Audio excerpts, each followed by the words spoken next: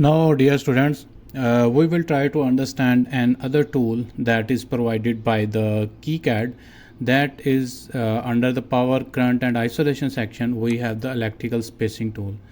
In the previous videos, we have studied regarding the regulator tool, the resistor calculator tool, and now we are going to use this electrical spacing tool. In the electrical spacing tool, we are given the two types of tools. Like the one is the named against the standard IPC 2221, that is the standard for international standard for printed circuit boards, and IEC 60664, that actually defines the spacing, the clearance and creepage between the conductors. So first of all, we are going to study the IPC 2221 tool.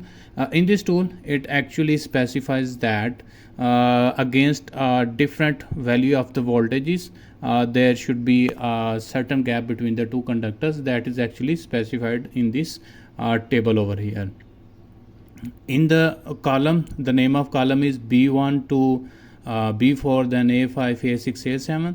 That actually specifies, like over here it says B1, that it says it is the for internal conductors, B2 for external conductors, uncoated, C level to 3050 meters. So over here you can study that these are actually the placements of the conductor, like the some conductor is inside the PCB, on the surface of the PCB, or a conductor that is conformal coated.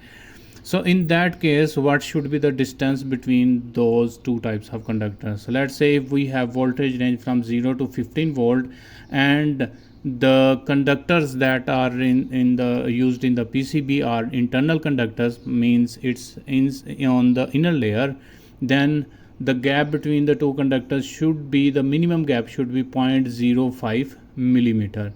Similarly, if we go down on this column, we can see that the table specifies up to 500 volt, that if we have 500 volt and in the category of B1, then we should give a gap of 0.25 mm between the two conductors. So in this way you can study this table. And if you want, let's say you have more higher voltages, let's say if you say we have 600 volt, then you enter over here and then click on the update values. You can see that then you will only see this row which says that greater than 500 volt. Then if you have 600 volt and have internal conductors, then the space should be 0.5, and if you have external conductor, then you should give the space between two conductors, that should be 3 mm. So in this way you can use this tool while designing your printed circuit board. The next tool in the electrical spacing category is IEC 60664, that is actually the standard of International Electrotechnical Commission, that is actually IEC. This standard provides guidance on insulation coordination for electrical equipment with low voltage supply system. So it primarily focuses on defining the necessary clearance and creepage distance and the solid insulation required for equipment with the rated voltage up to 1000 volt or 1500 volt DC, and an operating frequency of 30 kilohertz.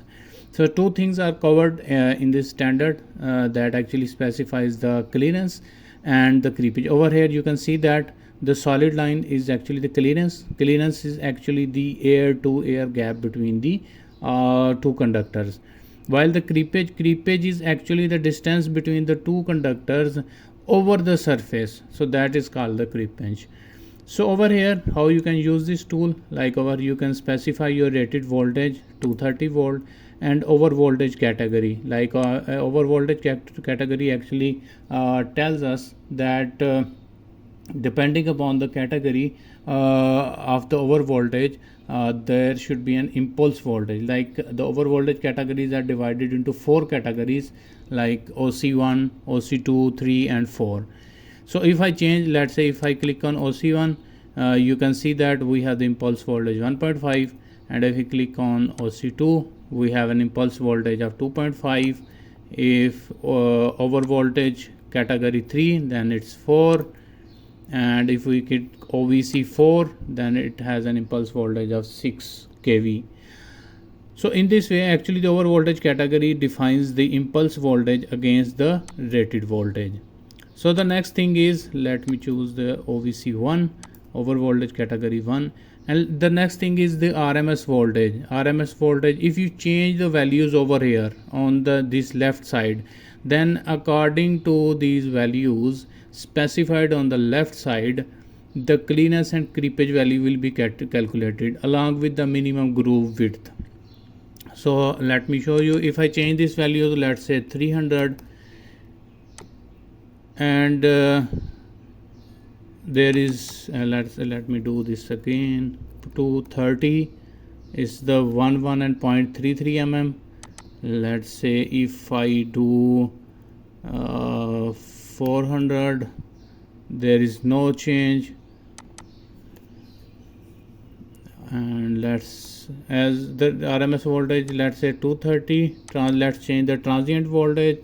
If I say it should be 5 volt, 5 kilovolt, then you can say the clearance and creepage value along with the minimum groove width is changing.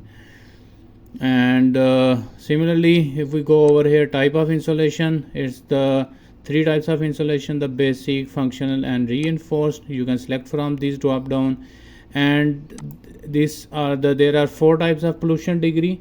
Depending upon the PCB you are going to design, you are well aware that that particular PCB is going to be used in which type of environment. So you can check that according to that environment you can select the pollution degree. There are 4 types of degrees from pollution degree 1 to pollution degree 4. So in this way, if you change the parameters over here, according to those parameters, the IEC 60664 tool calculates the clearance, creepage, and minimum groove width. So the question arises, where I can use this value when you are going to design a PCB, and you know that in the PCB there are certain tracks that carry the high voltage, that carry the higher current, and there are the tracks that carry the low voltage, maybe the low current. So you have to give gaps, a clearance between the different voltages level. So this tool will help you in defining, in calculating the minimum clearance, creepage, or the minimum groove width between the conductors that carry this amount of voltages. So under this tool, in the help section, you can read this, that the goal of this tool is to provide guidance on designing insulation for products that have connection to main supply. However, some cases are not covered by the calculator. These are the just limitations that are provided in this calculator. So hopefully these calculators will be very useful while designing the PCB. So hope you have understood the electrical spacing calculation.